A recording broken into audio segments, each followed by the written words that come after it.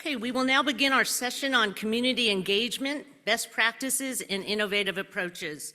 My fellow co-chairs are Tara Finnigan for the City of Newport Beach, Jerry Gerspach, the Port of Portland, and contributor Justin Cook with ESA.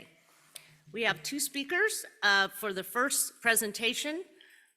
The first speaker is Marco Milanese and Eric Schinfeld. Marco is the Senior Manager of Community Engagement for the Port of Seattle, collaborating with residents, educators, and community representatives. He administrates the airport's community forum and stakeholder advisory roundtable. Prior to his role, Marco worked as the PR firm and for two members of Congress, which you're going to find a theme with a lot of people here today.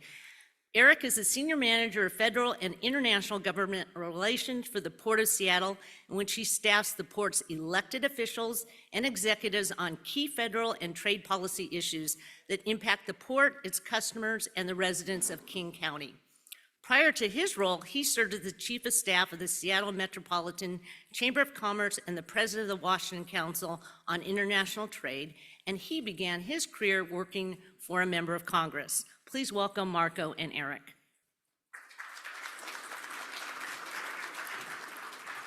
All right, well, good morning, everyone. So happy to be here for you. My name is Eric Schinfeld. Marco is here with me as well. Marco Milanese, Community Engagement Manager here at the Port of Seattle.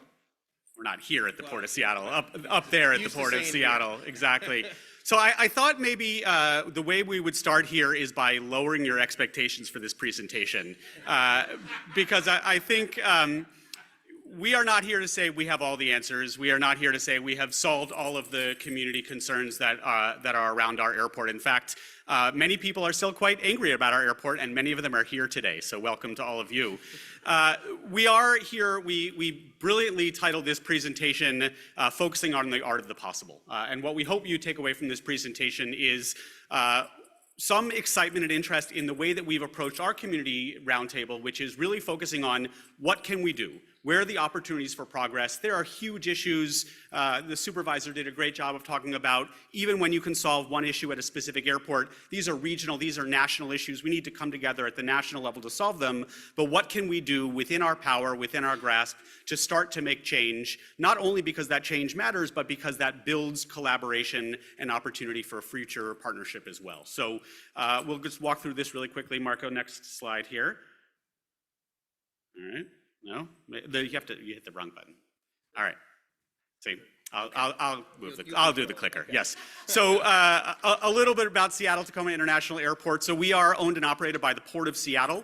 Two things you should know about the Port of Seattle. One, we're one of the only port authorities in the country that has both airport and seaport. But also, even more relevant, is we're one of the only port authorities in the country that is governed by directly elected officials. So we have 5 commissioners. They are all directly elected by the voters of King County, Washington, Seattle, Bellevue area.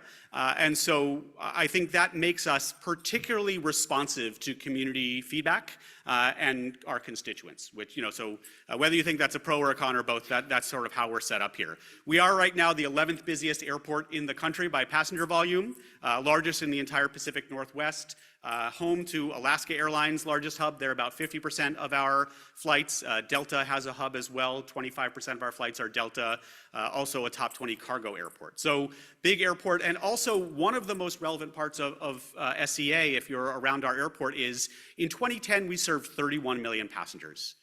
In 2019 we served 52 million passengers. So this is not only a story of a large airport, it's a story of an airport that grew significantly over a relatively short period of time. And one of the things that I think Don Scata will tell you if you ask him is that people don't just react to the amount of noise, they react to the change in the amount of noise as well. And so we've had a lot of those issues at our airport. So this is, the supervisor talked in her presentation about dense urban development right around the airport. You can see that here. So we are a little bit south of the city of Seattle. We're surrounded by 6 airport cities. Burien, Normandy Park, Tukwila, SeaTac, Des Moines, and Federal Way. It's pronounced Des Moines. It's not Des Moines, it's a different city. And so you can just see from this image, we have about 300,000 people who live in close proximity to the airport. And so for better and or for worse, all of those people, they benefit from all of the job opportunities and the economic impact of the airport. And then they are also close to the noise and emissions that come from aircraft operating in and out of our airport, as well as things like traffic, et cetera. And then, of course, this is our noise boundary. We have really tried to lean in. We like to say, and Ryan, who's the head of our noise program, is here in Paris. We like to say that we have one of the best noise programs in the country. We really try and do everything and anything that we can to try and lean into these issues. And in particular, obviously, the classic one is noise insulation in the area around the airport. We've, since 1985, one of the oldest noise programs, insulated almost 10,000 homes now, $300 million in investment within that 65 DNL noise boundary. A lot of those in the past have been single-family homes, some schools as well. We're really excited right now that we're focusing a lot on leaning into things like places of worship, apartments, and condos, and addressing all of the other kinds of buildings and residents in the area. So that's just a little bit of background about who we are and what we do here. So, Marco. So START's obviously a place where we talk and share information. There's topics and issues that we bring forward that we believe are of high interest to the community. There's issues the community bring to us and that they want to learn more about and understand. And occasionally, the airlines and the FAA will bring topics forward too that they feel need to be shared with those near airport communities. And sometimes that education is enough. It's just more about learning and understanding how an airport operates. And as an example, we just had a recent conversation at a START meeting where we talked about aircraft go-arounds. And so we had Alaska brought some pilots in, explained why go-arounds happened, why you see them, and it was left at that. It was just more education. But often we really strive to do more. And so that's why that last bullet is focused there. And I'll just read it just to be clear. We want to focus on practical, achievable solutions to address concerns about the airport by the near airport cities. And so that's where we really, when you ask our airport director what's important about START, he's going to tell you that. And as an example, we've discussed late night noise quite a bit at START, very at the beginning as well too. We had a series of meetings where we really delved into late night noise, who's flying at those hours and why. But then we took it from there and said, what can we do about it? And we did come up with some practical ways to address late night noise. I won't get into now, I'll get into a little bit later in the presentation. So again, that focus on practical, achievable solutions is where START wants to be. Next slide. So there's a lot we can say about START and how it operates, but I wanted to hit these just main points just to share with you. And the first one is, though START as a concept was developed by the port, it was purely a collaborative effort after that point. So its structure, its mission, its membership, it was all created in partnership with those 6 cities that Eric already brought up. And so we had an outside facilitator work with us and really organize START. So it's really a shared organization. It's not a port-driven organization. We also have everyone who's key to the conversation at the table. Alaska and Delta play 2 prominent roles. Those are our 2 biggest carriers. They're there at the table. And though the FAA isn't a member, they're also there at the table. And so you have everyone you need to discuss issues related to aircraft operations and its impacts there together talking. We also thought it was important to demonstrate that we're not trying to control this process, and so we do have a neutral facilitator run all of our meetings and conversations. And so when it comes to any kind of communications that come out, when you're taking Q&A, when you're addressing who goes next or what, it's all handled by our facilitator, and we think that's really key as well too. Our airport manager serves as the chair of START, and we think that's a really important thing to demonstrate to the community, that if you want to demonstrate you're taking these issues seriously, you need the key guy there all the time. And he is really, our airport director, Lance Little, is really clear about that. There's times when he's a very busy individual, and he's worried that he can't make a START meeting, but he works overtime to get there because he knows his presence is so key. The community needs to see the airport director at the head of that table. We left the appointment process for the community members who join START completely up to the cities. We don't choose them, we don't choose the process, it's up to every individual city. And they can do something as simply as just selecting 2 people, running it through their council, have the city manager pick it, have people nominate others, we leave it to them. And so we have no say in that process. We also have what's called a steering committee on START too. And this was something we actually created later, and the steering committee didn't actually exist when START first began. It was something we realized that we needed later because there was a perception going on that we had too much control over the agenda, the Port of Seattle. And so we said, let's step back, let's create a steering committee. And so every topic that we discuss, anything related to the structural organization of how START operates, our airport director does that in complete consultation with those 6 cities. And we've been going for about 6 years now. So our first meeting was in early 2018, and we just had our 6th anniversary meeting just last week. Eric? Oh, one more for me. Okay, sorry. My apologies. So when we talk about successes, we need to really point to START's 2 working groups. And very early in START's existence, we asked them what do they want to focus on, and absolutely no surprise, they wanted to focus on noise. And so we wanted to create kind of a separate venue where we could focus specifically on that topic and come up with solutions for it in kind of a safe environment. And Eric will talk in a second about the other working group for START and what it does. But what's different about this group than his is it's very focused on what specifically an airport authority can do when it comes to noise. And I think this group would probably know that there's not a ton of options available to you, but we explore every possible option within that limited framework to work with to focus on what we can do about noise. And almost all of those are voluntary measures. And so I'll quickly kind of check through some of the big ones. Very early on in START's existence, what we heard, that people were most concerned about the runway closest to the community, and that was our 3rd runway, the newish runway, which opened in 2008. And so we quickly worked with the FAA to figure out a way to how to better use that runway at night. And so we really work at trying to voluntarily limit landings on that runway during the late night hours. And that was one of the first agreements we came up with through START. START had the idea, then we took it to the FAA, and the FAA said, let's work on this. And so we track it on a monthly basis, the noise team does, and we're doing really well. We're averaging, I think right now in 2024, probably less than 1 landing a night on the 3rd runway each night. So big success. Down from 12 to 11 prior to the agreement. Yeah, that's a big difference. Late night noise, big issue for the community. So what we did is we created a program with a noise consultant where we monitor through our noise monitors who's flying in during the late night hours and how loud they are. And if you're loud, we track it and we document it, and we have kind of a running list of who our loudest late night noise carriers are. And we provide that information to the public. We also provide it to the air carriers with the hope it leads to behavior changes. And we've had some successes. We've had some of the Asian late night carriers switch to quieter aircraft at night. We just had FedEx start to incorporate quieter aircraft into their fleet.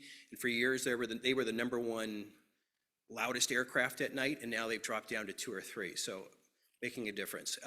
Monthly noise complaint reporting. What we heard from the public is they wanted to understand where the complaints were coming from, what they were talking about, so they can compare community by community who had the most complaints and why. And so we track on a monthly basis how many noise complaints we're getting, how many distinct noise complaints we're getting, and we divide it up by zip code, city, you name it, and we share that information to the public and we report it out at all START meetings. The last 3 came from a ground noise study that we had done in the working group's early years, and that we worked with Gene Rendell to make that possible, so thank you, Gene. The first, we have language on the books now that discourages the use of reverse thrust, that we share widely at the airport and hope that makes a difference. We also now have language on the books that encourages continuous taxi to takeoffs, otherwise known as rolling takeoffs. And we are in the process of trying to get language on the book that would also promote a single engine taxiing at our airport as well too. That's, again, a work in progress. So those are some examples of how this working group has really found distinct real things to do when it comes to aviation noise. And I'll turn it back to Eric. So, I always refer to Marco's working group as the working group of what can we do within the existing rules. And then the working group that I staff, the federal policy working group, is how do we change the rules? Because we spent a lot of time over the decades saying, well, I'm so sorry to hear about your community concerns. There's nothing we can do about it, right? Which is true. There was nothing we could do about it. It was a federal policy issue. And so now instead of saying, sorry, there's nothing we can do about it, we say, why don't you partner with us to try and change that federal policy? We'll do it together. And so we formed a federal policy working group. We do a number of things in the federal policy working group. Some of it is just sort of through the existing regulatory process. Obviously, all of y'all know about the noise policy review. We came together as the port and our 6 cities and drafted a joint comment letter for the noise policy review. And that may or may not seem exciting or interesting to everybody here, but I will tell you that a decade ago, the idea that we would even sign the same document, even a blank piece of paper, was pretty hard to understand. And now we're coming together and drafting a very detailed, technical, 10-page comment letter to say, we believe the FAA should consider these issues and these factors as it does its noise policy review. So that's just in one example, and we've done a number of those kinds of comment letters. The bigger, though, opportunity is actual federal policy change, and that happens through Congress for the most part, as you know.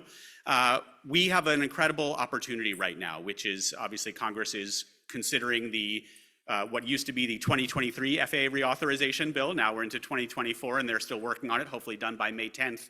And so we came together as the port and the 6 cities and said, okay, what are the policy changes that we think are achievable and that we all agree on? And we actually came up with 7. We came up with 7 policies, 7 pieces of legislation that we thought would make a difference, that we all agreed on as the port in the 6 cities. And we took that list and we actually did our first ever DC fly-in.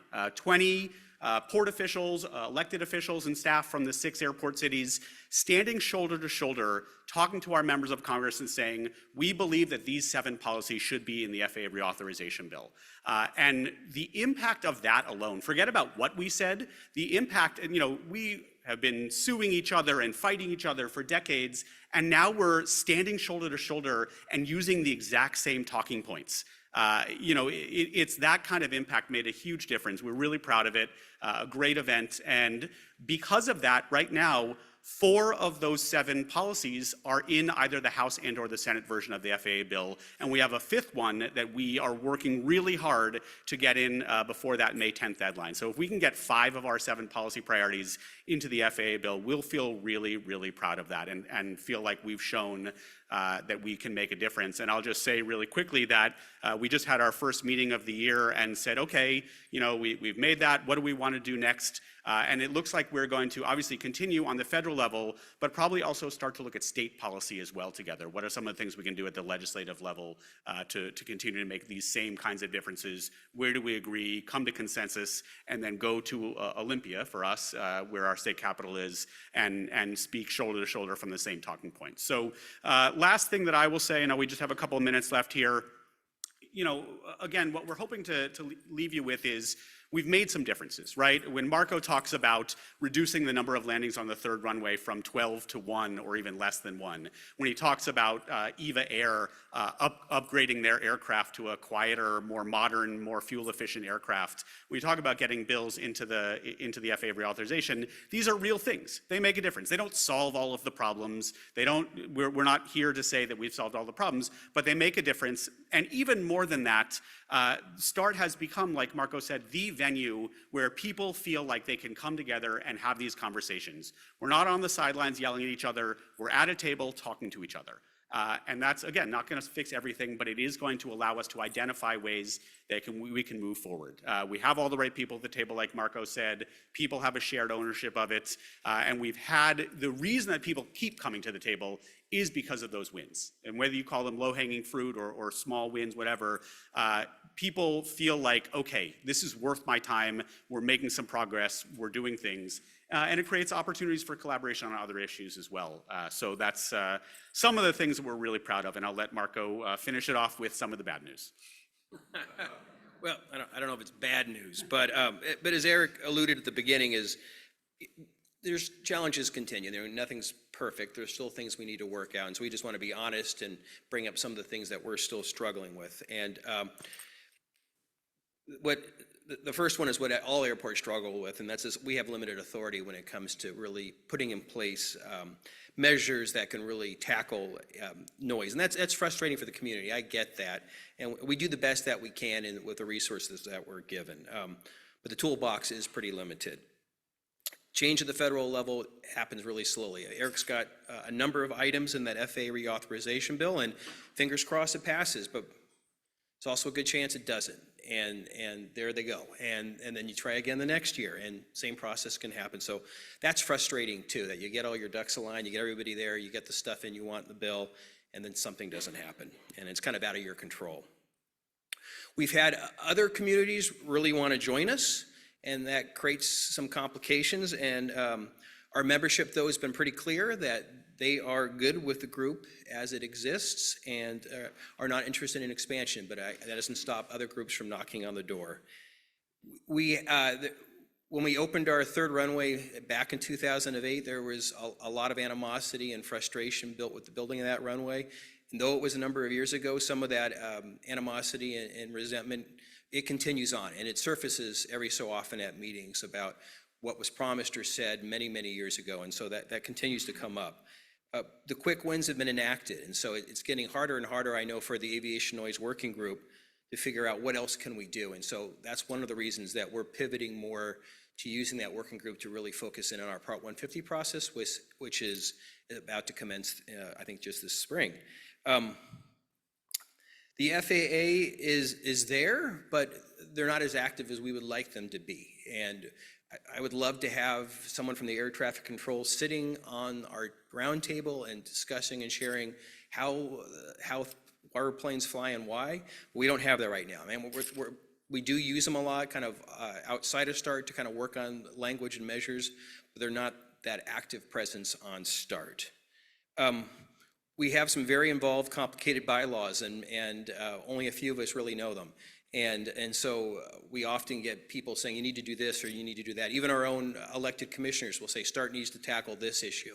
And it doesn't work that way. We have a steering committee. The port can't just make unilateral decisions about how START operates. And so sometimes there's a lack of understanding about our bylaws. And then we've had uneven community member participation where some don't show. We've told the cities they take a long time to reappoint them, and so they're not being represented well by their community. That person is not showing. Again, it's not something that we can control, but we do have, we've overturned, I think, half of our membership in the last year, and so I think that's going to make a difference because we have some new excited people there on START. And so that's our presentation. Thank you so much. I think we're doing questions at the end, so we'll come on back up. Thank you.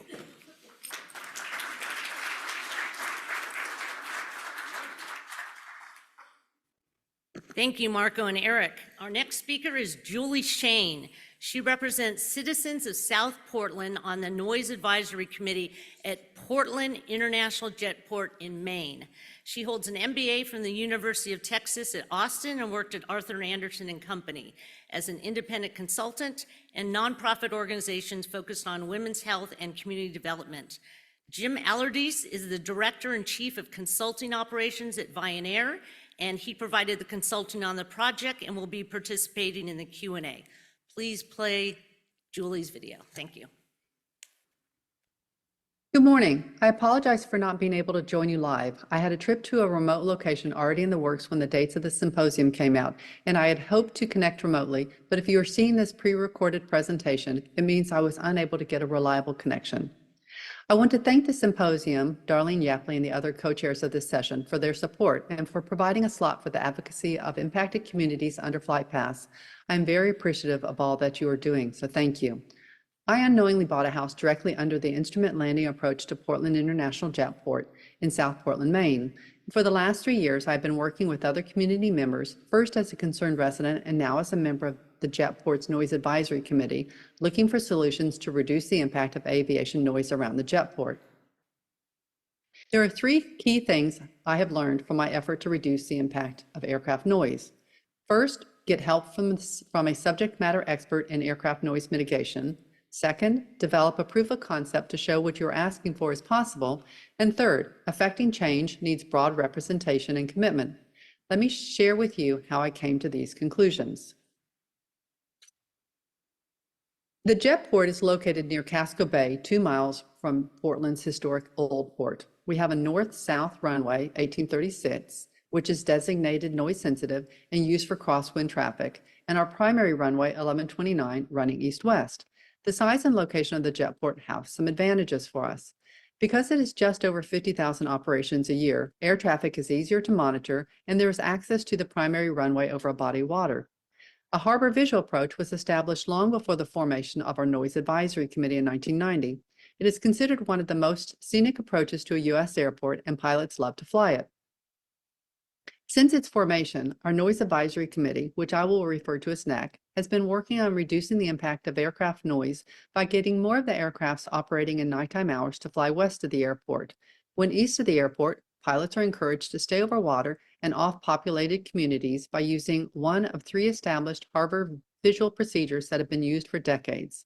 Usage of the runways and harbor visual tracks is dependent on certain weather conditions, though, so the committee has been looking for ways to monitor compliance while looking at weather conditions at the time of the flight. Over the years, the FAA and the jetport have made changes in response to feedback from the Noise Compatibility Program, but these changes have been implemented slowly and have created new issues. It took 6 years to get an active RNAV departure procedure over water and 14 years to get an active RNAV visual arrival procedure. And subsequently, these new procedures resulted in overflights of new areas. Because very few residents are actually within the 65 DNL contour, it seemed to be difficult to get attention directed to our concerns. And because of the complexity of tracking flight compliance given the required weather conditions, the data provided by the new flight track monitoring system cannot by itself be used to monitor and improve compliance. What the flight track monitoring system has been able to show us, though, is that complaints have increased. And as seen in these July 2022 and 2023 flight track screenshots, the number of flights staying over water is decreasing rather than increasing. Early north and south turns over communities on departures are also continuing, as can be seen by the dispersion of flights over land in the bottom right picture. At each NAC meeting, the same issues and concerns were being discussed with no visible progress being made, increasing tension between the communities. I reached out to a friend and was connected to a consultant, Jim Allerdice with ABC x2, a part of Vianair Inc., who had received high praise from his work mitigating noise generated from Washington National Airport. Jim has earned a reputation for finding a solution that is not necessarily perfect for one community, but is acceptable to all communities. He agreed to work on an hourly basis, helping me understand our problems and our options, and he was eventually hired by the jetport to develop new R&P procedures over water. We formed a roundtable working group with representatives from each affected party in January of 2023, and in less than 6 months, we had 3 notional R&P designs that had been approved by the NAC for Jim to present to the FAA. He had noticed there was a .41 performance-based navigation meeting, known as .41 PBN, on FAA's calendar for later that month, and was able to use that meeting to present the notional R&P designs. I've taken Vianair's picture showing the location of their notional R&P arrival procedure in red and have added a yellow track to show the location of the existing instrument landing system approach, or ILS as we call it, and a green track to show the location of the existing RNAV visual approach. Vianair used their proprietary software to get an R&P design that was a near perfect overlay of one of the 3 established harbor visual approaches, going around the communities rather than over them, which is what the NAC has been trying to do for over 20 years now. The conceptual design mimics the harbor visual approach by using a triple radius to fixed turn to make it work. And although tight, it is a legal design that has normal speeds and bank angles and meets criteria with the FAA. Next-gen technology consolidates flight tracks to a tight path, and Vianair came up with a design that would keep that tight path over water. The yellow box in this next slide is showing the existing departure SIDS procedures. Where the 3 blue lines come together is the location of the fix where flights turn north or south. The fix location results in all flights turning south over flying populated islands. The 2 notional R&P departures designed by Vianair are in the pictures on the right, and these 2 designs also successfully pull flights more over water and off the communities. The RMP Nubble design is identical to the RMP Arrival design, but in reverse, and the RMP Haskell design is similar to the existing north-turning SID procedure, but turns north sooner and loops over less populated areas. Because Vianair software uses several hundred virtual noise monitors to quantify the noise impact on communities, they were able to determine that if all three notional procedure designs are implemented, there will be some benefit to every community. Unfortunately, when the Jetport and Vianair met with the performance-based navigation working group, they were informed that the FAA was not willing to consider RMP departures at this time. So those two notional procedure designs did not go beyond the initial review. However, the working group determined they could move a few of the fixes for the existing RNAV SID departures to emulate what the RMP was doing. Although moving the fixes would have less precision than an RMP, it would still help to move some of the air traffic off the impacted communities and over water. These modifications were approved and we are waiting for an update. The notional RMP arrival procedure did make it through the preliminary review, and we were informed that the PBN working group determined the procedure would meet criteria with waivers. A waiver package was to be submitted later on. According to the Jetport's control tower manager, the waivers needed are similar to those that have been issued for Washington National Airport, so they have a long history of being safe. The working group also said they were going to take advantage of the request for procedure change and move the starting SAPI fix closer in, as it was further out than it needed to be, and moving it would benefit the airlines. United and Southwest Airlines were enlisted to test fly the procedures during the summer months to verify the airlines would be on board before sending the procedure to the next step in the approval process. Unfortunately, we were told in January that the FAA was not willing to consider waivers for noise issues alone. We are not sure why waivers were needed, since the design presented by Vianair to the PBN had not needed waivers. We assume the airlines or the PBN wanted to change because they were uncomfortable with the design being as tight as it was, and that resulted in waivers being needed. Regardless, Vianair and the Jetport are now working together to update the procedure so that waivers won't be necessary, and we feel confident that a solution can be found. Implementation of RMPs is a long-term solution for achieving our goal, though. All the parties involved understand that it will take many years for the Jetport and communities to benefit from implementation of these procedures.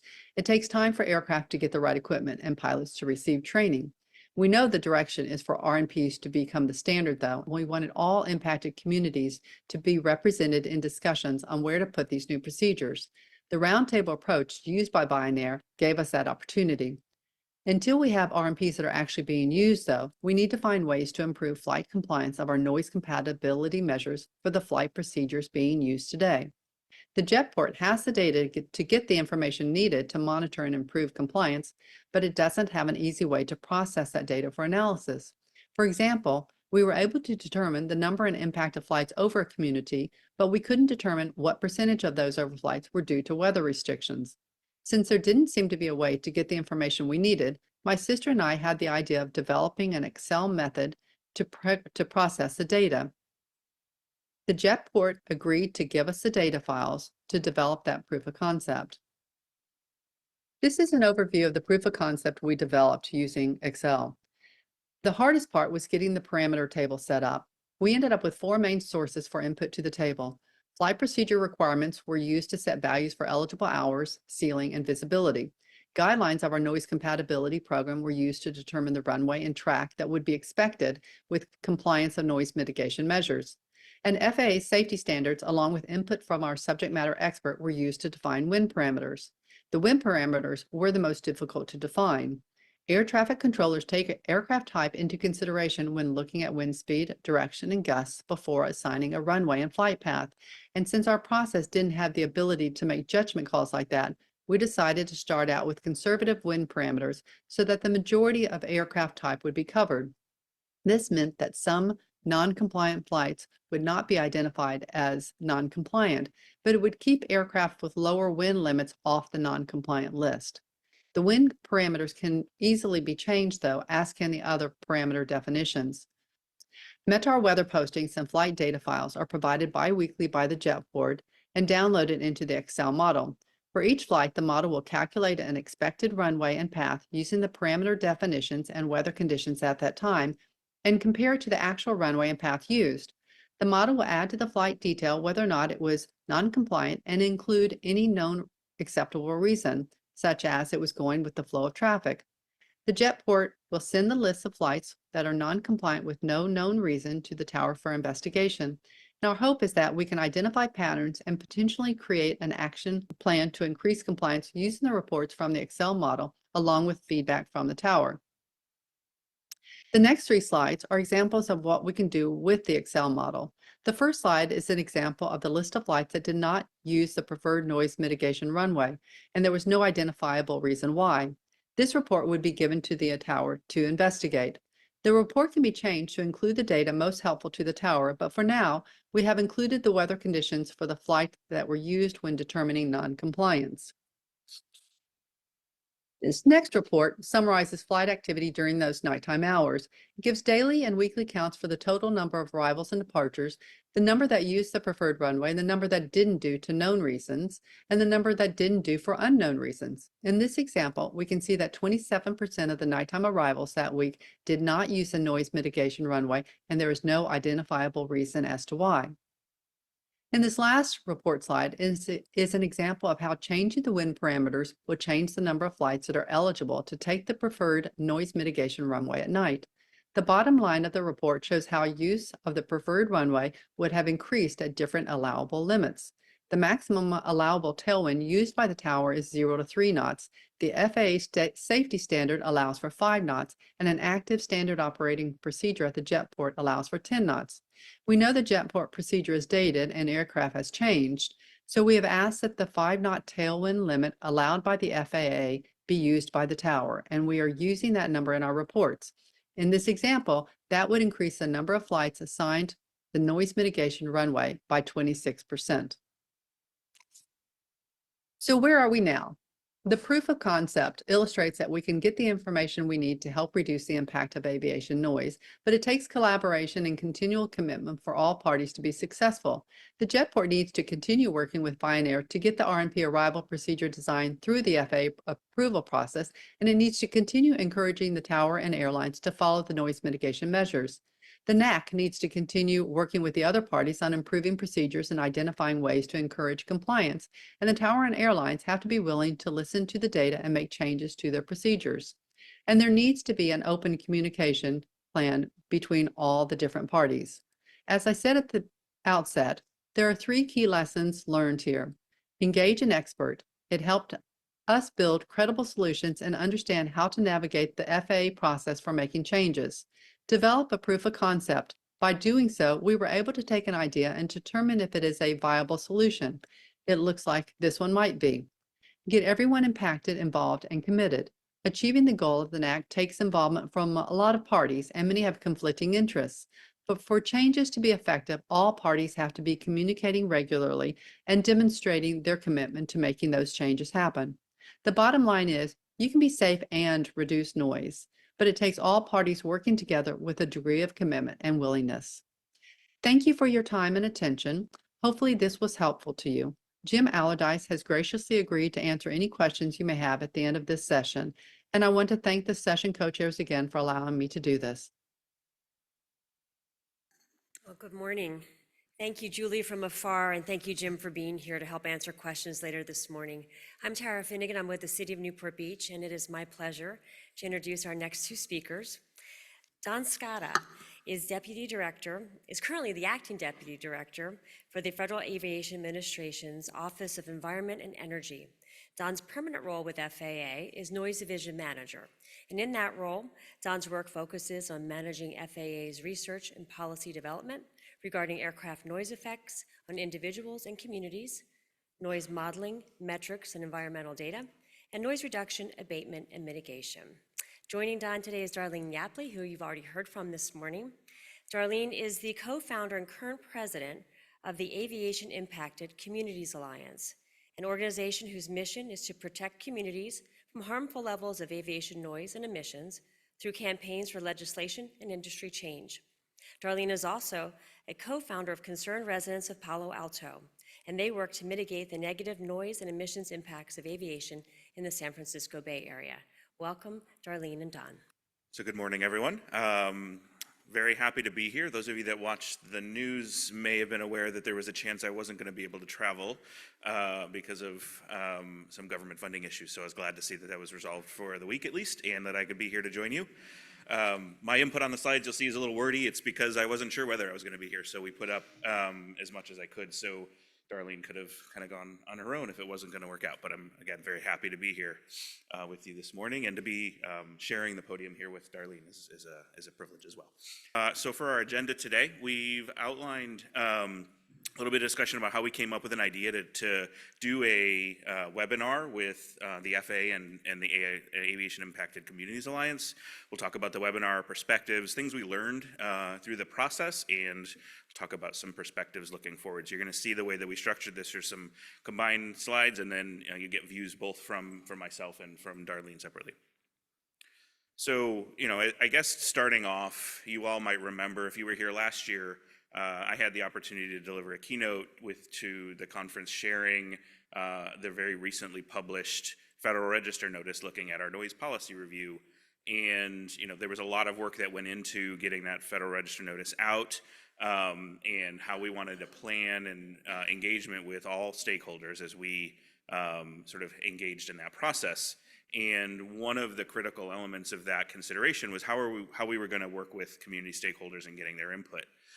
The views of communities are important to us, and community groups deserve engagement from FAA on national policy that impacts them, so that we wanted to make sure we found a solution for working with communities and getting their input through the noise policy review. But one of the challenges we had is figuring out how to scale a meaningful dialogue for a national project such as the noise policy review at the individual community level. We couldn't find a practical or manageable solution that would be fair and consistent. We know how to do this really well with individual airport projects. We can work with the airports and local communities in an area, but we didn't really have a solution that was practical or manageable to do it for the whole country all at the same time. The way that we initially approached doing that was creating a 4-part webinar series where we had sort of an opportunity to share information with anyone interested in attending and do a question and answer session. We recorded all of those videos, and they're all available on our website. And what we saw throughout those webinar conversations is that they probably did move the ball a little bit. We did address some of the need, but there was a need for more dialogue. So as I mentioned, when we were here at the symposium last year, I gave the keynote, and as a part of that sort of follow-on conversation, Darlene approached me and invited me and some of the other folks from FAA to an informal lunch where we started talking about how can we continue a dialogue, and how can we reach community members that have an interest in better understanding what we're thinking about and providing feedback to us in a form through the Federal Register notice. Were you going to take over this? Okay. Those of you that were here last year remember that after the informal lunch, we had Dr. Christensen present, "Is it time to retire a 30-year-old aviation single noise metrics?" And she basically covered her view of the FAA noise policy and how it should be looking in the 21st century, which actually fit this whole theme of the noise policy review. Then I presented the FAA Community Engagement Scorecard. Is the FAA's engagement improving? And the summary from 47 community groups that the AICA administered, which was a survey, was that 71% felt that it was worse or not improving. So it was not positive. And I think that each group nominated one person to fill out the survey, and it was an excellent example of national groups speaking in one voice. And I think that helped in terms of us working with the FAA on this webinar. And so during the Q&A, I was asked how I felt about the noise policy review, and I was kind of put on the spot. And I did say I was hopeful, and I think that resonated. Don told me afterwards that was kind of a positive opening. I mean, you have to have collaboration and dialogue, as frustrating as people are. And so later the day, after my strong presentation about FAA's engagement not being strong, I did talk to Don, and we had a good dialogue, and subsequently followed up to have the webinar. And I really want to thank Don for raising the bar and including national groups in the conversation. So thank you. I'm going to share my views on the ideation. The FAA noise policy is likely to be the most consequential process in our lifetimes in terms of changing policy. So we, as community members, took this very seriously, and our overarching goal was to create a meaningful comment to the policy review, and one that really represented and articulated the impacted communities and what types of solutions were possible. We attended all 4 webinars. Do we get a prize or something? Therefore, many of the questions that we created in the webinar built on the webinar questions, things that weren't clear, things that weren't answered, things that weren't asked. And of course, like many of you, we reviewed the FAA's 38-page foundational elements document. We crawled through the website, looked at the questions, looked at the supplemental information because we wanted to be educated. We also revisited previous metrics reports. The FAA did a report in April 2020, and the AICA, the metrics report was part of the reauthorization in 2018. And the AICA wrote a 12-page response to the FAA's report, and we actually sent that to the Quiet Skies Caucus. It was about 12 pages. And the Quiet Skies Caucus issued a press release and letter stating that the report was unacceptable. So we wanted to build on all of that, build on our knowledge, and to really make a difference in terms of the areas of general aviation, health, and the policy that wasn't looking at it from a retroactive perspective.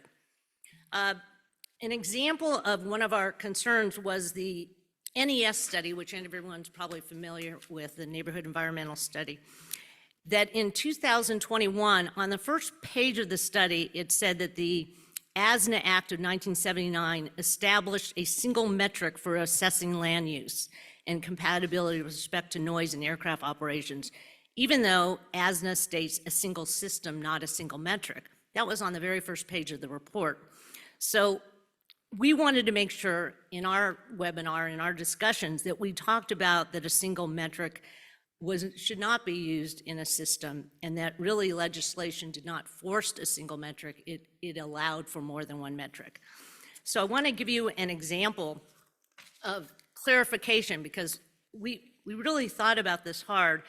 This is an example from the 2020 metrics report, and as you can see, there's a check mark at the top. It says number of events, DNL, and above. And what we want to do is be very articulate. What is the difference between DNL and N above? And so one of the questions in the webinar was, N above is related to concentration of aircraft. In the metrics report, in the chart, it marked DNL and N above, both for number of events. To avoid confusion, what is the distinction between the number of events for N above and DNL? And Don responded, DNL reflects cumulative average noise energy derived from the total number of aircraft noise events over the course of a year, divided by 365 days to get the annual average day. N above similarly could have used the concept of average annual day, but instead represents average cumulative energy, and N above represents the count of number of events that exceed a certain specified maximum sound level, like 60 dBL. Since DNL is a measure of cumulative energy and not the number of events, if people want a metric that counts the number of events, then N above would be a better suited metric.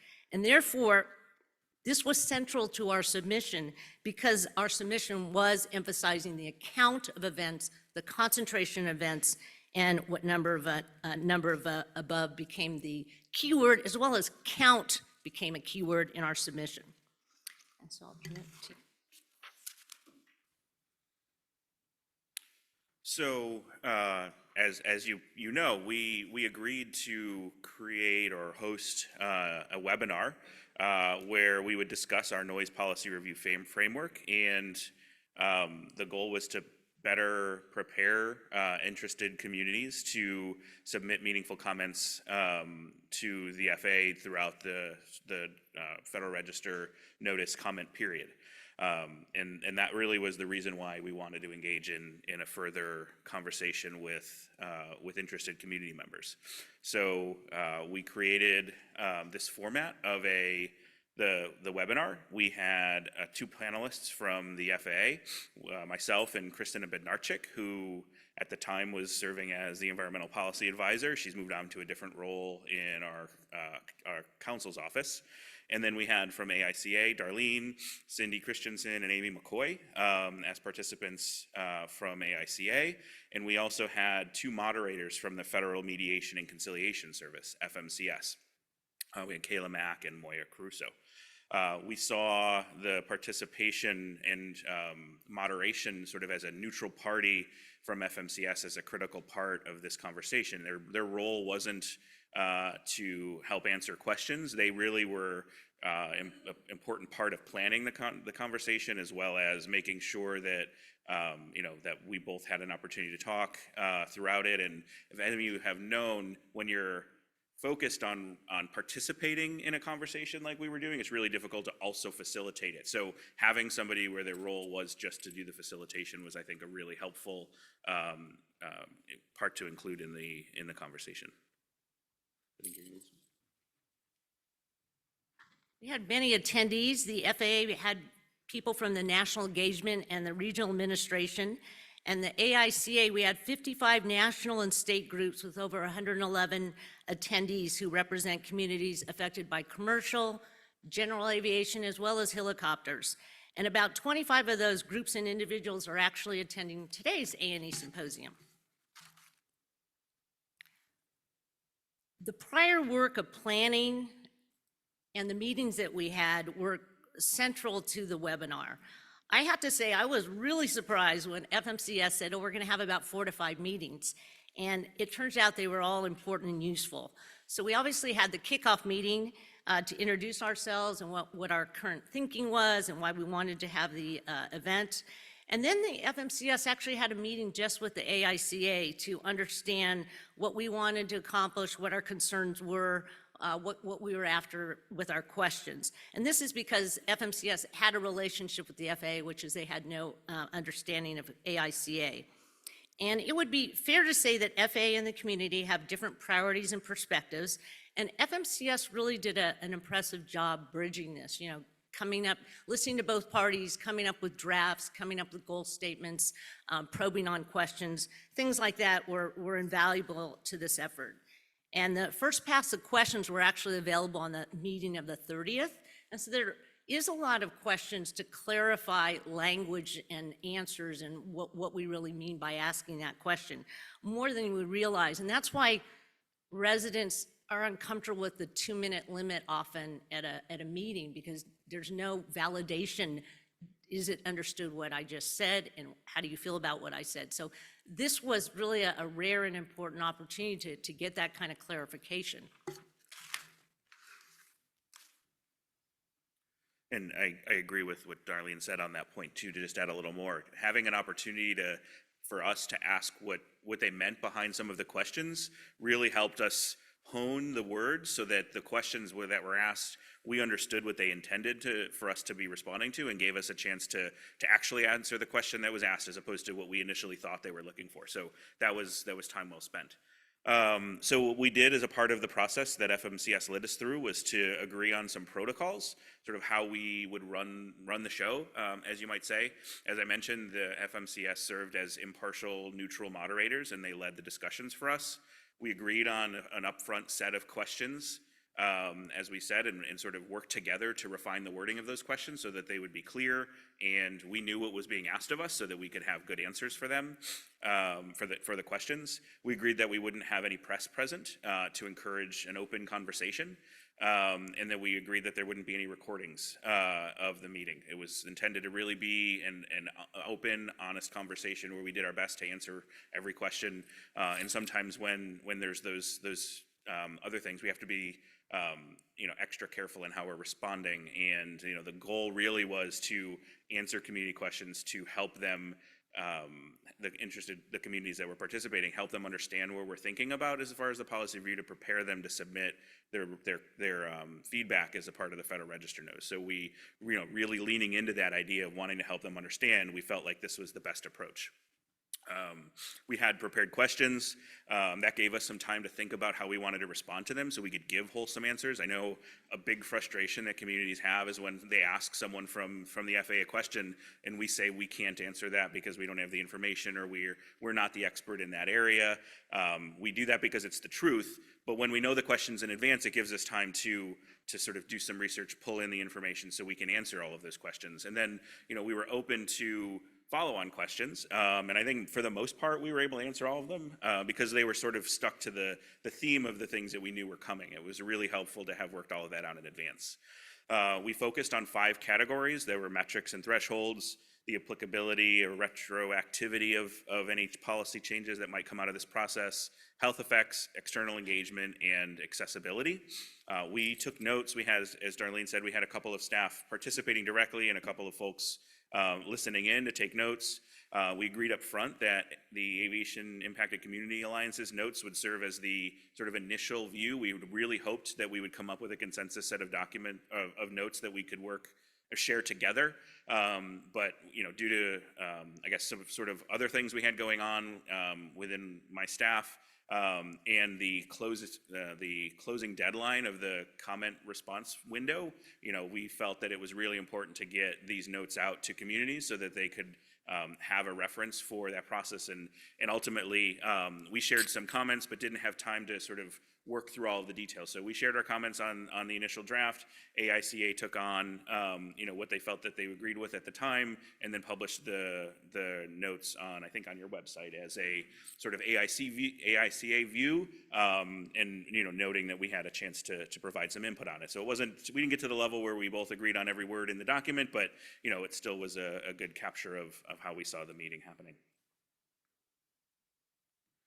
So, looking at the goals, I sort of listed some of the things we were thinking of when we started this, and this is, really what we had as the FAA, why we wanted to do this. And it really, as I said, was to continue the conversations as a part of our webinar series. I mentioned that we saw a need to do more, and we saw a progression, as Darlene said. They built on the questions asked at previous webinars, and we saw that progression at each webinar, and the questions were getting deeper and more substantive as the 4 webinars went on, and we wanted to use this conversation as an opportunity to answer those deeper and more substantive questions to help communities provide input to the comment period. We also wanted to conduct a transparent and inclusive process for the whole noise policy review, and this was we saw this as part of the effort. What does that mean? I think, our point was we wanted to write the Federal Register notice in a way that was understandable to lay people, to create a companion paper in the video series to explain the technical issues in more accessible ways. We translated the materials into Spanish and, intended, we have, I think it's not up online, but we do have a Mandarin Chinese version. The sort of side note, what I found out through this process is it is very difficult to take a Mandarin Chinese version of a PDF and get it able to be posted on a federal government website, because there's requirements for assistive technologies to be able to read those things, and that is I had no idea. Learned an awful lot about that process, and we're still working through it, but we'll get it up there. We wanted to have a dialogue with community groups at scale. As I said, sort of in the initial planning of the policy review outreach framework itself, this was something we struggled with. We saw this as a great opportunity for us to engage with over 70 different groups across the United States. So, from our perspective, this was absolutely a worthwhile effort. We spent a lot of time preparing for it, as Darlene noted, and ultimately saw this as a useful thing for us to do. It was critical for us to use the webinar to gain more knowledge because we were focused on our submission and making an insightful comment to noise policy review that addressed community concerns.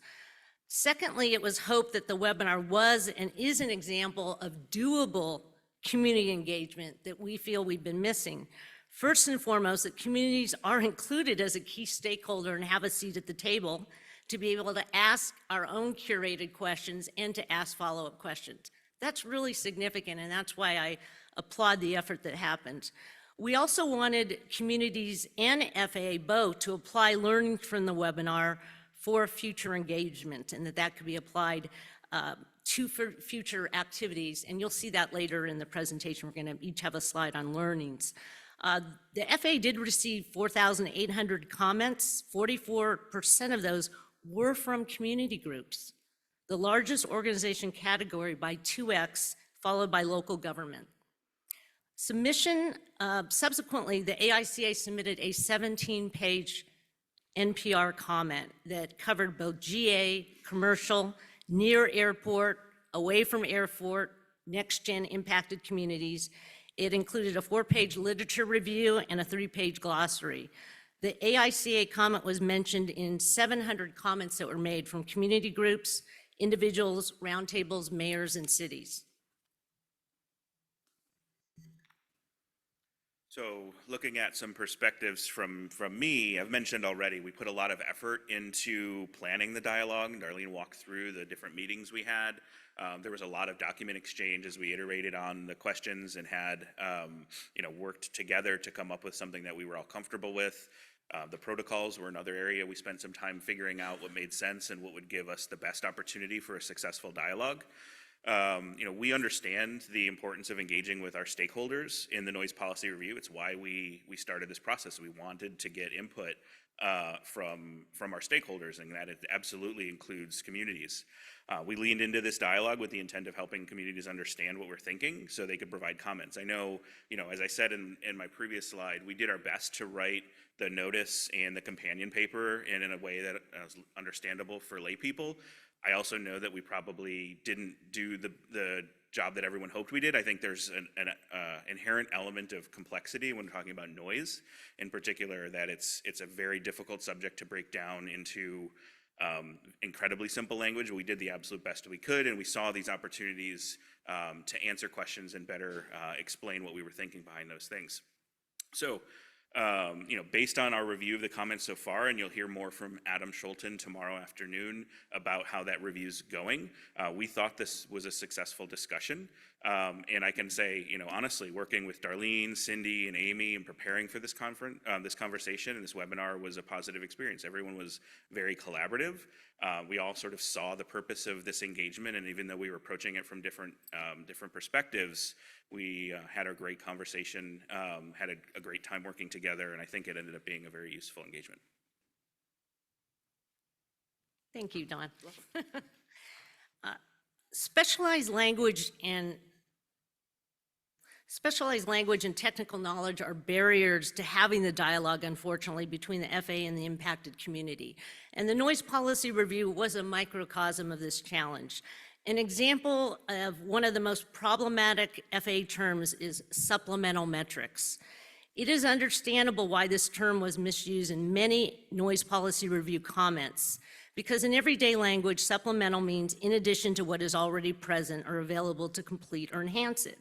The FAA's definition of supplemental metrics, to quote, is to assist the public in understanding noise impacts and to better facilitate communication among communities. So if you advocate for N above or some other metric to be a supplemental metric, it means there is an option to use the metric to help communities understand noise. It's not for decision making. This is the opposite of what the community wants, and I hope the FAA will give this consideration in reviewing the comments. In the early days of AICA, we misused the term supplemental metric in our own technical report because we did not know either. Impacted communities are experts in their lived experience. They experience it daily, hourly, and by the minute.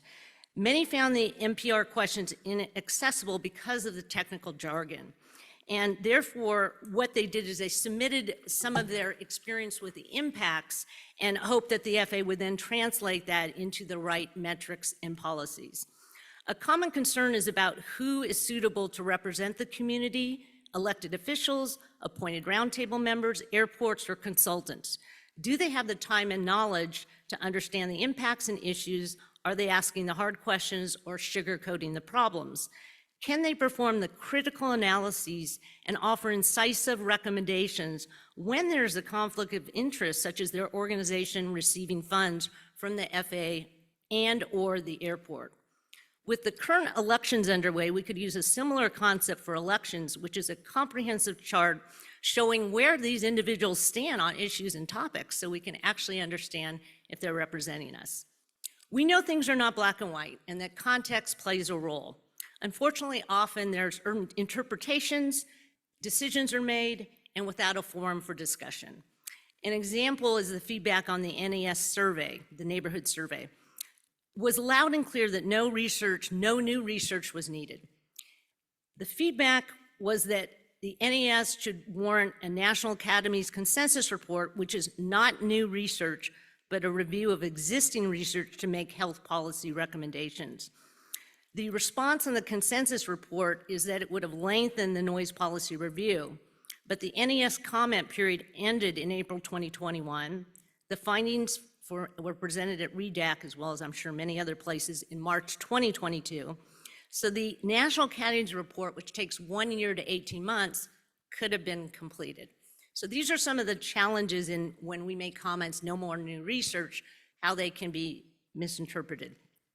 At the AICA FAA webinar, I shared that the NPR process is like meeting with an architect for the first time. You discuss and provide input. In the architecture process, the next step would be seeing the architect's interpretation of your input before they draw up the plans and begin building. I hope that the comments shared by the community will not be misinterpreted or partially captured. An example of partial capture would be to take N above and some very high level of noise, which would be basically the same as DNL today, and not adequately represent the impacts to communities. We want to see the N above 50 contour. We don't want to see the 65 DNL contour and what it would mean for N above.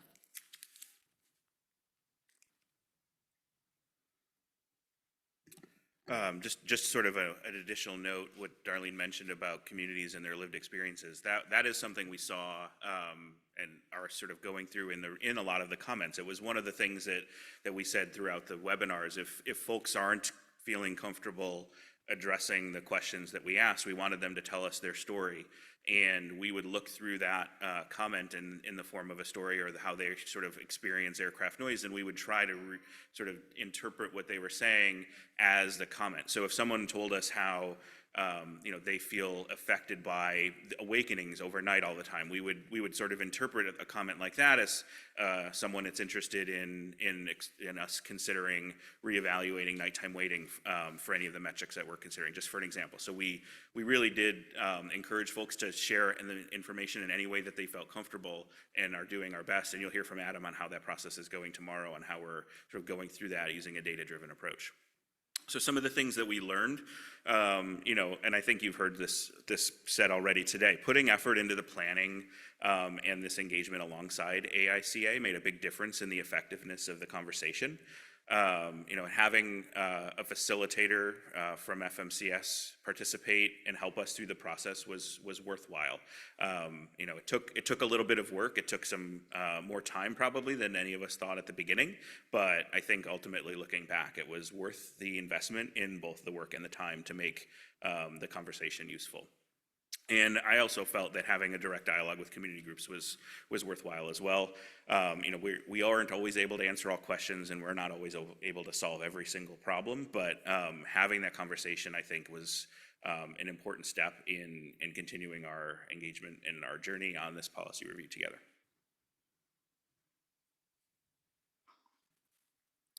The FAA has topic experts, and the community wants to engage with them, especially for follow-up and clarification. Really the aha was that they need to get approvals on all the content. So this kind of flies in the face of an impromptu Q&A. You invite them and you expect to ask any questions, they're going to answer it. And I think a really learning was that advanced questions are needed. The FAA needs the time to get the right experts involved and to get the approvals. And you can please consider that roundtables as well as the FAA when you do an event or some type of forum. It's very important to get the questions advanced so that you're focused and can go deeper on the concepts that are relevant to the group. There is a difference, though, between information sharing and a forum for problem solving, and this was an information sharing session. The impacted communities do not see seem to be in forums that are really discussions, reviews, and shared, developed proposals together. And these are solely needed. For example, the community, not the airport, does not have a seat at the full working group for procedure design. And so the involvement is too late after all of that's done. I'd like to see more information disclosure and actually a mailing list that's relevant. For example, there's 2 great documents that the FAA's done. The update on the neighborhood environmental survey was presented to the REDAC. On summaries, that's a public document. There was a presentation at the INCA in November about the neighborhood environmental survey and N-above analysis. So I think those are the types of things that would be useful to send to people that subscribe to the webpage. Right now, the webpage only gives you a notification if the webpage is updated, but all of these things are not on the webpage. And I actually have never gotten an update, an email, even though I subscribe to the webpage, and I know there has been updates. So there should be a process for asking legitimate questions. A question asked at the webinar was, what about cumulative impact? Multiple airports, multiple vehicle types, is cumulative impact on the radar? And the FAA said, absolutely, this is something that FAA considers, but we didn't have time to delve on that in the webinar, what the interpretation was about cumulative impact, similar to and above. Lastly, impartial facilitation and planning were an asset, as Don mentioned. And I would say that the speaker bios, we spent like 15 minutes reading the speaker bios. You don't need to do that. And they did polling, which was great. So there was a webinar and people could vote on the different topics. So it engaged remote people. And I would actually limit the time on the answers so that we could kind of get through more questions. And then if we want to ask a deeper question, we could do that. So that would be my last suggestion on the webinar. Well, I'm sorry you haven't gotten an email about an update. We're planning on doing another one, sharing some of the information that Adam is going to go through his presentation tomorrow. So we'll see if we can get that worked out, before we post that, so folks get notified when that's available. So looking forward, and I see we're out of time, so I'll go quickly. I think it's important for us to remain open to innovative opportunities to engage with stakeholders. As I said, this was something that we saw a need to do. We weren't exactly sure how to do it and really appreciated working with AICA and finding a way that made a lot of sense for us to engage with communities. You all may have other ideas. If there's other ideas that you have, please feel free to approach me or Adam and have a conversation with us, because I think there's lots of ways with the technologies we have available to engage with communities, and we're always open to hearing from you all on how to do that. Having local individual conversations with community groups is important, but as we showed, we can have national level dialogues as well, and those are important too. So everyone's hearing the same answer at the same time. It seems to be a very equitable approach to sort of working through these things. And as I mentioned before, we want to remain engaged with all of our stakeholders through this process. The noise policy review is still underway, and we're still in the midst of the comment review process. As you'll hear from Adam, and it's a conversation that we continue and intend to continue to have with you all as we go through this process through conversations in forums like this and other potential opportunities in the future. Thank you.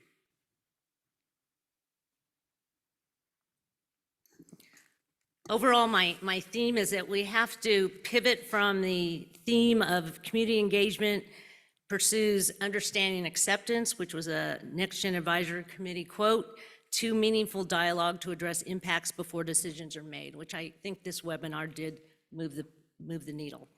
I encourage the FAA to update its community involvement manual and practices to reflect what was covered today and what was learned, because these are the things that are being used for Innovate 28, the advanced air mobility effort. And the manual really covers options, but there needs to be minimum requirements such as early engagement before decisions are made, questions in advance, and the ability to ask follow-up questions. Ask if your community really has suitable community representatives, and be discerning. I often see full delegation to other people, and you need to think about if you should fully delegate to them and when you shouldn't. Is the FAA, the airport, or roundtable selecting suitable community reps? They should, to represent the community. The engagement is key, which you heard. Direct dialogue is key. It's important to be well-structured, plan ahead, and have a constructive discussion. Even though there are disagreements, it is important to have the conversation. This webinar was truly a step in the right direction, recognizing and acting on the importance of the community as a stakeholder. It started with our lunch with Don and his team, and it wasn't a super pleasant lunch. I mean, there were a lot of direct questions. I just want to make sure everyone knows this isn't a kumbaya thing. So we did have a lunch, and that was great. And then we had today, which was we're presenting to show that we can do things in terms of working together. And then recently, Don and Dr. Vic Sparrow sent me an invitation to speak at NoiseCon in June on the FAA Noise Policy Review, and my abstract was subsequently accepted, which is Realizing the 21st Century Noise Policy. So what I want to show is that you opened the door, and one opportunity created more opportunities with the spirit of community engagement. So I want to acknowledge the importance of the engagement and the importance of building trust through demonstrated results. And thank you again, Don. In the interest of time, I'm going to combine some of the questions, and we will begin with Seattle. We had a number of questions related to the membership of START, how the near-in city or communities are defined, and how those that do not make that definition, how can they have meaningful engagement in the roundtable discussions?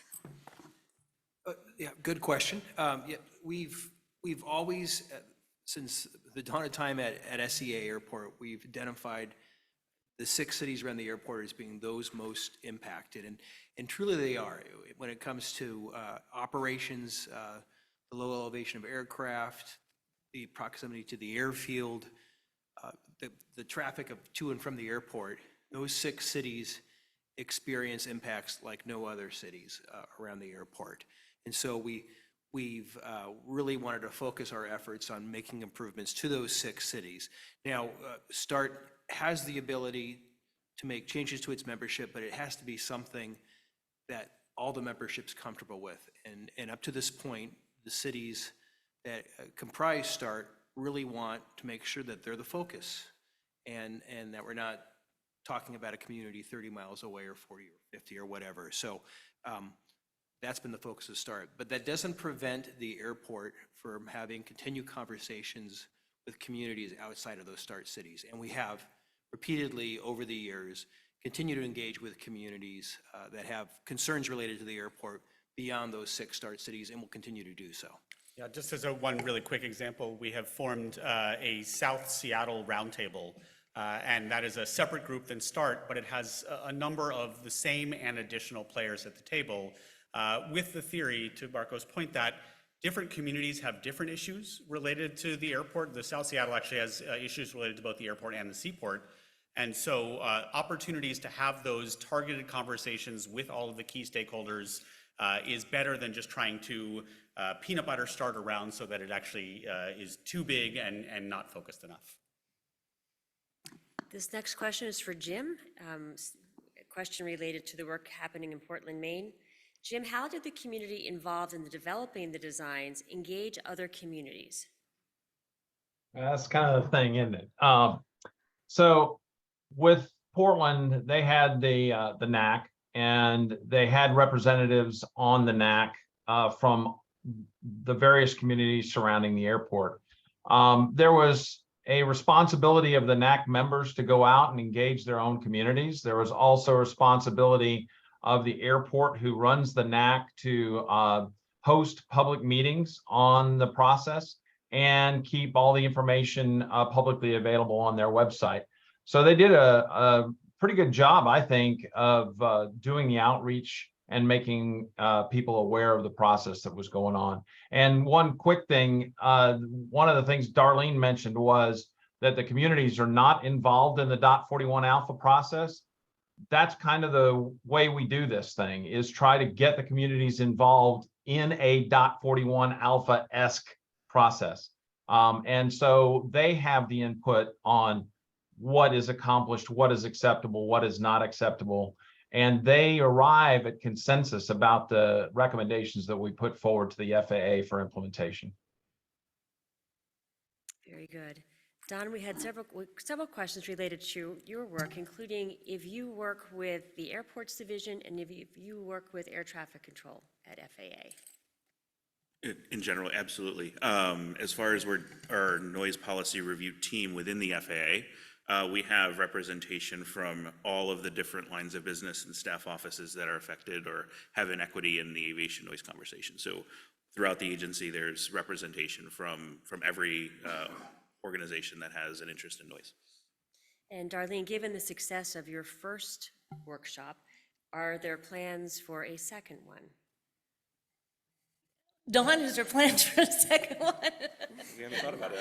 I haven't, at least. I mean, I would say yes. I mean, if the right, yes. Okay, I'm going to commit to that. we would be open to having another conversation. I think if when the time is right and there's the right conversation to have, we're absolutely open to it. Thank you. Seattle, question for you. How do you onboard your START members, given the complex nature of some of the topics on the table? We're going through that right now with 5 brand-new community members having joined this year. And so we do have we've done separate orientation meetings with those members. And so we'll meet with them separately, kind of walk through and answer their questions. And then actually at our last START meeting, which was just last week, we dedicated a good portion of that meeting just to how START operates and why, and took Q&A from them as well too. And then we're always available for conversations after that as well too. It's been interesting. Some of the community members that have volunteered are people with aerospace background, aviation background. And that's always great when a retired pilot, for example, says, hey, I want to be on the working group, and they can really contribute in substantive ways. And Darlene, to that end, how would you recommend selecting or identifying qualifications for a community representative on roundtables? It's a little bit of what I covered in my presentation. I mean, we're all part of the election system right now, and you get all these flyers and they say what different people's positions are on things. I would identify what's important to you as a criteria, just like a candidate for Senate or representative, and see what the response is of people are. Do they think there's a problem? Will they include communities that are away from the airport? Are they representing NextGen? Do they know what DNL 65 is? I mean, these are the things that you could put down and see if they're for, against, or they acknowledge it, et cetera. I think we need to be more discerning with our representatives because they're being used, and there's a lot of effort spent, as we heard today, on these different forums. So if you don't have the right people, it's a misuse of resources. So that's how I would do it. And here's a very light one. How was the FAA and AICA webinar recorded and available for replay? The question is, was it recorded? Was it recorded? No, it was not. That was part of our protocol. We agreed up front that it wasn't going to be recorded. But on the AIC website is a very detailed notes, and it has all the questions and all the answers, and I think it'll give you great insight to FMCS in their facilitation as well. And it was corrected technically, in case we said anything that was incorrect in our notes. Question for Jim.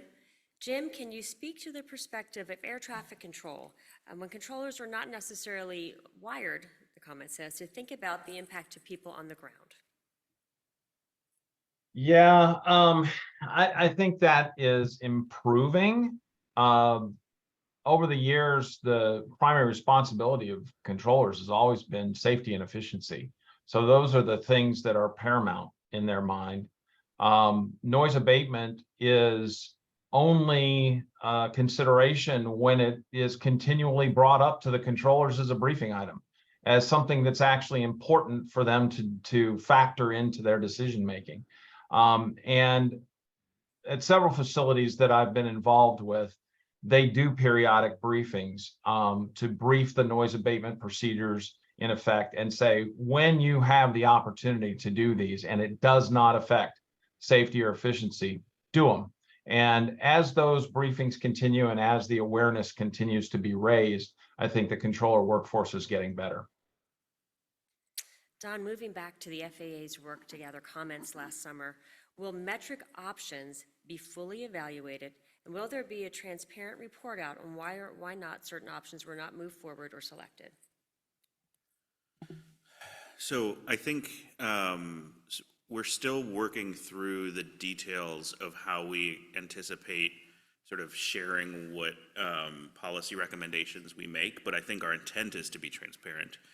The mechanism on how exactly that's done, we've talked about potentially doing another Federal Register notice to share information. When we get to that point, we'll be doing, that might be a great time for us to be having another dialogue with AICA, to share the information, make sure everyone understands it. But, as far as giving you the way right now, I don't have much to share because we're still in the midst of figuring the details out. Did that answer both parts of the question? I did want to put a plug that Adam is presenting at the end of the day Wednesday, I think at 4 o'clock. So he'll be doing the whole session on the noise policy review update. Don't leave early. Along those lines, Don, regarding internal FAA coordination again, of a potential change in noise policy, will ATO, airports, and AVS, different divisions, be able to non-concur? That's a very inside baseball question. So just so you all know, ATO is Air Traffic Organization. Airports, we have an FAA Airports Organization we call ARP. That's sort of working on managing our grant program, the AIP program, things like that with airports.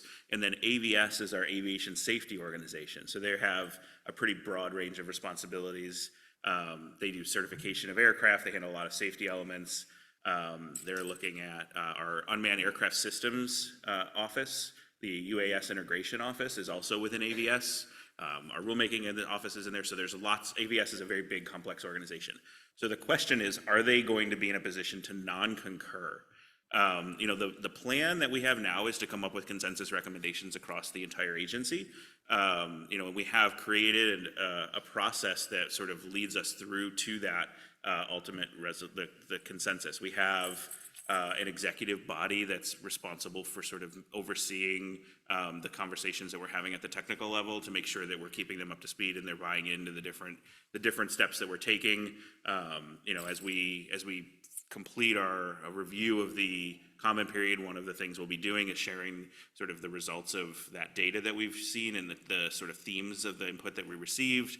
And then we're having these technical conversations within the agency from those organizations, as well as commercial space, as well as our communications office, government affairs, like I said, any office in the agency that has an equity in noise, we're including them in the conversation. So, our goal is consensus so that no one is in a position to find themselves having to non-concur. And in the interest of time, this is probably our last question for this morning. Don, can you talk in more detail about the data-driven approach in FAA's interpretation of anecdotal noise comments received? Yeah, so, and Adam will get into this, so I won't spend a lot of time, but really the approach that we took, we received, I think more comments than I expected. And I think I had promised you all last time I was here that we were going to look through and read all of those comments. The way that we're approaching that practically is taking all of the comments and, pulling them apart into different specific comment areas. So we basically go through the entire, all of every single comment and tag each idea with a tag that represents a theme or something that we want to be able to track.